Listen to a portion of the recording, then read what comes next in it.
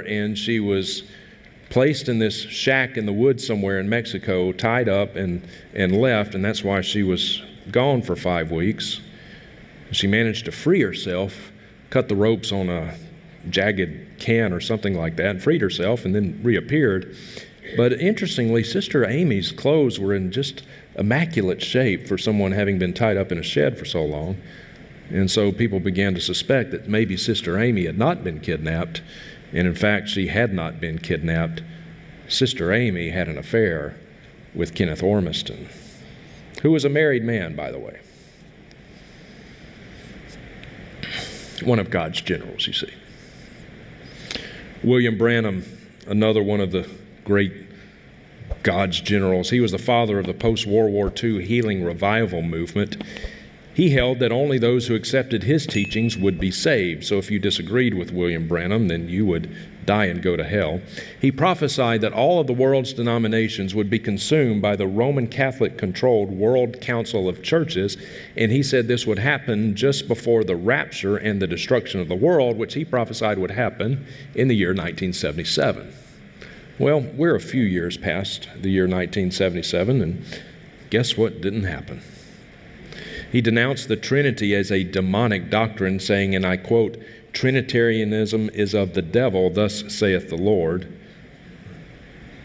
He proclaimed himself to be the angel of Revelation 3 verse 14. And like John Alexander Dowie, like Frank Sanford, like Charles Fox Parham, like all these others, or someone else I'm not remembering, but like all of these people, William Branham also proclaimed himself to be Elijah. Will the real Elijah please stand up? Catherine Kuhlman. Some of you a little bit more seasoned saints might remember Catherine Kuhlman. She was a big deal in the 1960s and 70s in the Charismatic movement. Highly revered today. Watch this video clip of Catherine Kuhlman just to give you an idea of who she was if you've not seen her before. The church is precious. Oh, if you only knew how precious is the church. How precious is the bride of Christ. Only understand.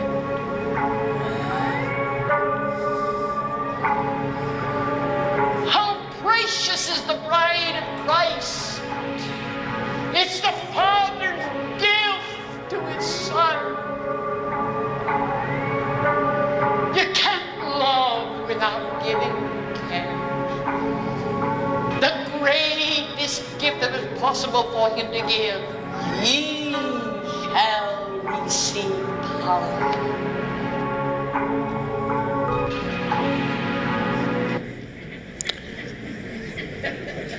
Just in case you've been sleeping a little too well at night, I wanted to show you that clip so it would haunt your dreams. Catherine Kuhlman, the world's most famous female faith healer. In 1933, she settled in Denver, Colorado, and started the Denver Revival Tabernacle and was the quote-unquote pastor of that church. Now, I will quote John MacArthur here. If you go to a church with a female pastor, you have neither a pastor nor do you have a church. But something else you'll notice in the charismatic movement, the ladies preach as much as the men do. There's almost as many female preachers in the charismatic movement as there are men. She pastored another church in Pennsylvania. She invited a man named Burroughs Waltrip to come preach at her church. Burroughs Waltrip, however, was a married man. He had a wife and 2 children that he proceeded to leave so that he could be with Catherine Kuhlman. She was a homewrecker. She was an adulteress, and Burroughs Waltrip was an adulterer. Their marriage only lasted for 7 years. Oddly, Catherine Kuhlman later denied ever having been married to Burroughs Waltrip. She was asked about it by a reporter, and she said, "Well, we almost got married, but I passed out." before we actually said the wedding vows. Well, that's not true because their wedding certificate is actually on file. It's a matter of legal document. They were indeed married for 7 years, but that was kind of a scandal back in those days.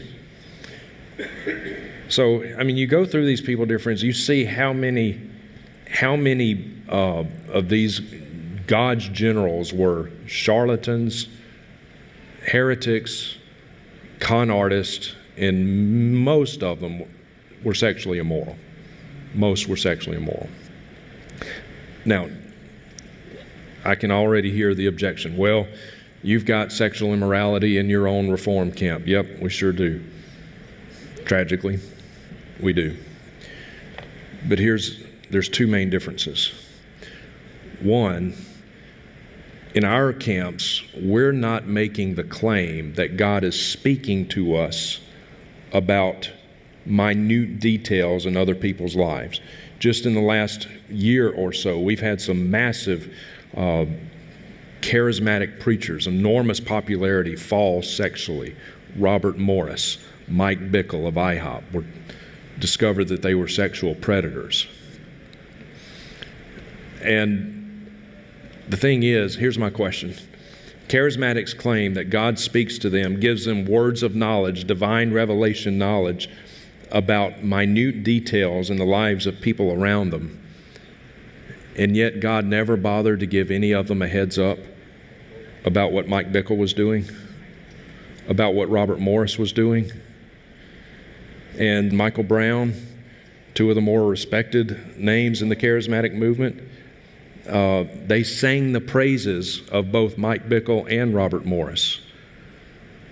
And I'm not laying this at their feet. I'm not saying they should have known. These men were deceived.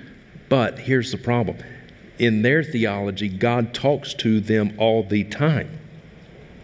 So God will give you a word of knowledge about someone's bum toe out in the audience, but does not give you a heads up about what is going on in the lives of your closest friends.